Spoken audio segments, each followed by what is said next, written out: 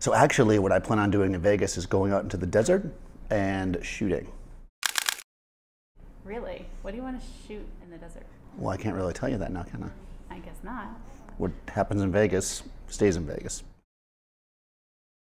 Wedding Portrait Photography International, or WPPI as it's more commonly known, is the world's largest and most popular photography conference, and the publisher of Rangefinder magazine. It has been a source of education for new and veteran photographers for decades. It is also a platform for new products and emerging market trends. But more importantly, WPPI has been a place of community for photographers and in more recent years, filmmakers too. As the 2019 show approaches, educational presenters and teachers work feverishly to prepare for the 4-day event in Las Vegas. For some, this will be the first time speaking at WPPI. It is 1 week out from WPPI, and I'm about to go rush over to the studio to make sense of what gear I can and can't take. No, come on. What? Swipe again, swipe again. You know what? Ugh. Whatever. I never spoke before at the PPI formally. Never had like something people could sign up for, so I kind of want to make this one of the best shots I could give it, you know? My name is Gary Hughes, and I'm a headshot and commercial portrait photographer from Orlando, Florida. Preparing for WPPI, there's a lot of anticipation. It's a big show. There's a lot of big names. I have no problem talking. I have no problem talking in front of people. It's coming up with a topic that's relevant, that connects with people, that's going to give them some hard take-homes that might actually help their business. You don't really know what that's going to be until you put it out there, and then they don't like it, or they do. Hi, I'm Anesha Collins. I am a wedding photographer and cinematographer that also specializes in video marketing.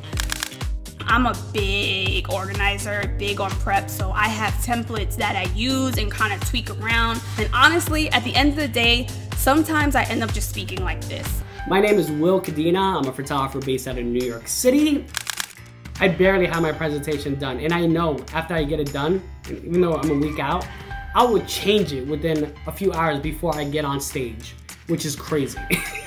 I really hope I'm not the only one that feels that way, because it feels that way. Hi, I'm Anya. I'm a foreign and conceptual photographer. I'm originally from Ukraine, but now I'm based in Brooklyn, New York. I'm always nervous before my talks. I'm afraid to get bad feedback from students, and so that in future it might affect my other talks or workshops and people might not want to come. You always want to have eyes on you no matter what. There's always going to be some kind of judgment in some way or another.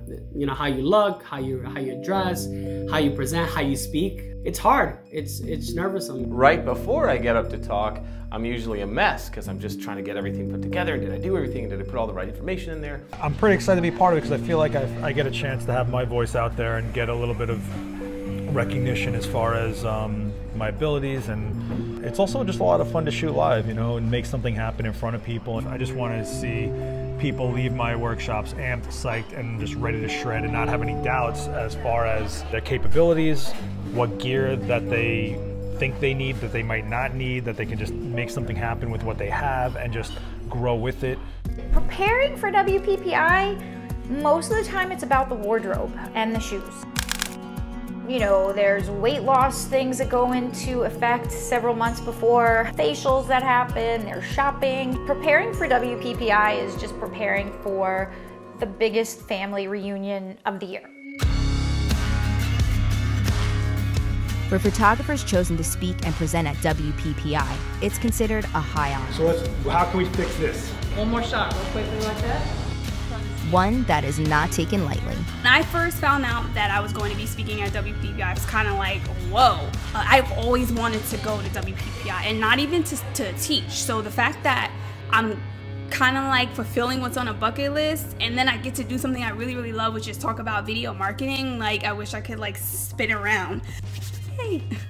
Last year was my first time speaking at WPPI. I was so nervous, I was almost shaking, so a friend of mine took me to a next door bar and I got a shot of whiskey, which helped me to relax. It really helped, but this time I'm more confident because it's going to be my second time, and I'm sure it's going to be much better.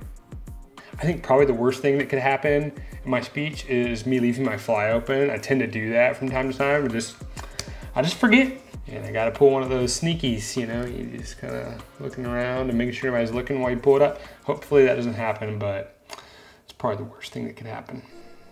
As the expo draws closer, just 4 days away now, the presenters must tackle the task of being prepared to shoot and speak in front of a live audience, sometimes numbering in the hundreds. You know, there's always gonna be that pressure, you know, in front of your peers, your friends, you know, attendees, your sponsors. You need to like really have your A game. And if things don't work, if the technology that's supporting your talk doesn't work, that's really stressful. That and probably, I'd say people walking out. I think I'd probably burst into tears right there on stage, curl up into a ball and suck my thumb. That's exactly what I would do. I'm always a little bit insecure about my English because I'm from Ukraine. Who even wants to listen to a person whose language is not perfect? So, yeah. I'm excited and a little bit nervous that this is the first time I've spoken in a Lumix stage. And so to have them trust me to speak on their stage just feels like there's more weight to that. WPPI offers hundreds of classes, and the anxiety of getting things off smoothly is setting in. In addition to the numerous master and platform classes and photo walks, a new program is making its WPPI debut. It's called Rise and Shine. It will aim to give photographers a 5-year blueprint to starting and effectively operating their business. We asked several veteran and rookie photographers what they thought was their biggest challenge in running their photography venture. I guess managing time, getting things done at a timely manner. I think everyone has that issue in some way or another.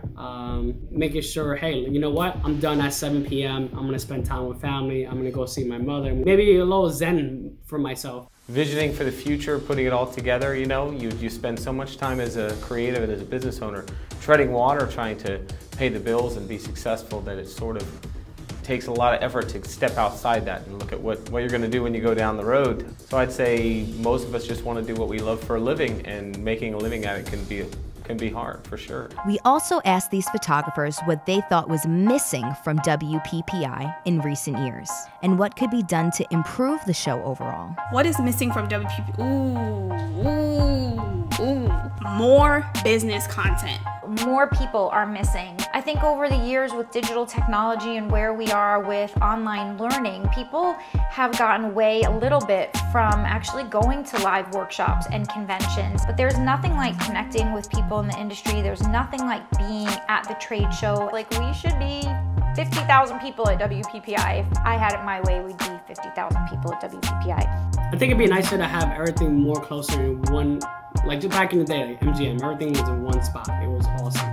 Can we just shift WPPI to start an hour or two later? Just start it later. All right, how's everybody doing? 8:30 in the morning, Las Vegas, never a good thing. Especially after the cannon party, right then? I saw everybody like going like this. I was like, where are you guys going tomorrow? To your class. Like, dear Lord. A huge part of attending WPPI is building and maintaining relationships, and the trade show floor is often used as a virtual launching point for new products and services. Longtime photographers Andy and Brian Marcus can attest to the show's power as a stepping off point for new ideas. So we're bringing you into the old school archive, the negative room, about 50 years of filed negatives. Oh my God. Literally find anything from 25 years ago in about 3 minutes. You know, marked, filed, yeah, etc. Eddie Murphy's wedding. Oh my God. Yeah. Valuable stuff. Billy Baldwin's wedding. Yeah. Holy crap. Yeah. Forrest Whitaker's wedding. I look at like prices on things that we charged, 20 years ago, and you go like, oh my God, it's crazy. You know, it was funny. We were speaking at the Nikon booth, and instead of everyone coming over and asking questions about the photography and the work and our businesses and us, they were just focused on what is this light that you guys are using. And at that point, we had rigged up a legitimate DeWalt drill handle to a Dito light and made it work wirelessly. And when we saw the line of people really just focusing on what is that light, what is that light, we knew we had something. So we went upstairs and we sort of like drew it out on a piece of paper, and Steve Tiffin and I sat down and made a deal, and we've been selling the GL1 hot light ever since. So that was definitely a good WPPI story. Going on for, what? 7 years. No, really? Yeah. It's now 2 days out from the conference, and tensions are running high. For some of the presenters, time is running out, and getting gear to the show for live shooting is priority one. Oh my God, this. They won't let you take a full roll of seamless on the airplane, so we've decided to try to cut these in half. I think we can take them as the overhead. I gotta shoot now. This is why you should just quit while you're ahead. Stick with just that little mirrorless camera. No. Do a bunch of Instagram filters, and then to be famous. I have 5 Pro Photo A1s, tons of grip, articulating arms, soft boxes, umbrellas, everything I could possibly need. I found out last night about midnight-ish that not all the gear that was being shipped was shipped. I'm actually meeting Cliff from Pro Photo down here at the mall so he can hand me over a few pieces of equipment so I can make everything work. Finally, after months of preparation and planning, presentation building and personal shaping, it's time for WPPI 2019. The culture at WPPI is cool because it's almost like family. You get to come here and meet people, network, and not only that, but you also get to go to the conferences and learn something. My first year, 2017, there was, I would say, at least 40 Facebook friends that I had met in person for the first time. It was just so overwhelming. Culture at WPPI to me shows that people are out there, they're doing it, they're achieving what I hope to achieve and what I want to achieve. The networking is fantastic, it is very important, but the education is one of those things that you leave here with knowledge to improve your business, improve your brand. I love the culture of WPPI because it has created this family, and every year I get to hang out with my family in Las Vegas, which is my home. I really like the model for people to build up their portfolio. I find that cool. I'm a little bit of an introvert. I'm not feeling overwhelmed. I'm not feeling like, a whole bunch of people are just caving in on me. If you're not coming out, you definitely need to come out to this particular show. I think it's worth a shot if you're ready to take your business to the next level and learn some new stuff, meet some cool people, and check out all the new gear. It's definitely the place to be in terms of wedding photography. It's like one of these places where you can come, meet people, because photography can be very lonely. And of course there's online, but you can't get this. It's game time for educators, and a high watermark has been set by years of previous shows. Photography legends intermix with newcomers who have to step up or face not being asked to return as a presenter. I feel prepared because we really have community and we're about changing and impacting lives with stuff that really works for your business to help you evolve and stay in business. If only one person gets something from it, job is done. So I'm looking at it. Last year I was speaking on the floor, and this time I'm standing on a big platform that's lifted up like 4 feet. So that's a pretty good fall. Am I ready for the walk? Hell yes, I'm ready for the walk. I got all my gear, 16 stands, 47 strobes, 15 remotes, 4 cameras, and 18 participants. So far, the expo is running smoothly, and attendance is on track to meet last year's numbers. But the WPPI experience is a long and tiring one. Classes are held all day long, sometimes stretching into the evening. Networking parties at clubs and hotel rooms fill the nights. The conference is rewarding and challenging for attendees, and even more exhausting for speakers. I feel very tired. I'm ready to put my big boy pants on and give people my best. Honestly, being late, as I am late right now, but we're gonna make it work. The one thing I'm really afraid of is the gear failing on me when I only have 90 minutes with these people. So I really want to have like a good time and just have nothing as speed bumps. They don't have the adapters for the lights I'm using. I'm down to 1 light. Oh man, this is gonna be rough. $1,000 light that's gonna be handicapped. Awesome. It's not only presenters who stand to gain from appearing at WPPI.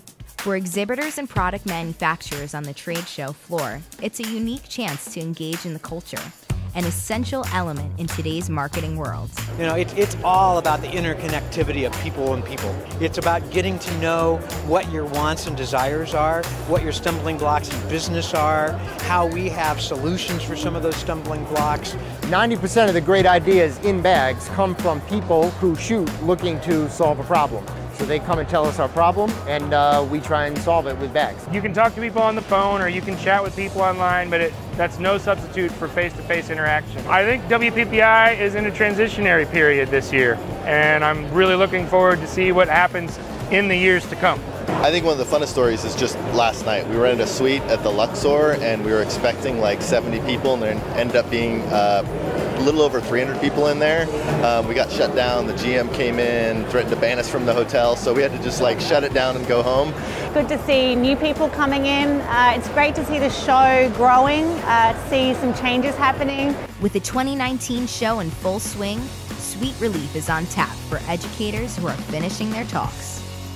I feel relieved. It's over. I didn't panic. I didn't run out of the conference room. Now I feel good. Now I can finally relax. I can see who was like, oh my, I'm gonna try this. And that's really what's making the people on the panel successful, is that they sat there and said, you know what, I like doing marketing this way, but I'm gonna put my twist on it. I'm gonna put my spin on it. Did it go to plan about executing what I wanted to share? Yes. Was there little mistakes here and there? Absolutely, but just like in life, nothing's perfect. So I'm happy I executed it, and I'm happy that the students learned something. People laughed a lot, so that was good. If they're smiling and nodding instead of sleeping, then you know you did a good job.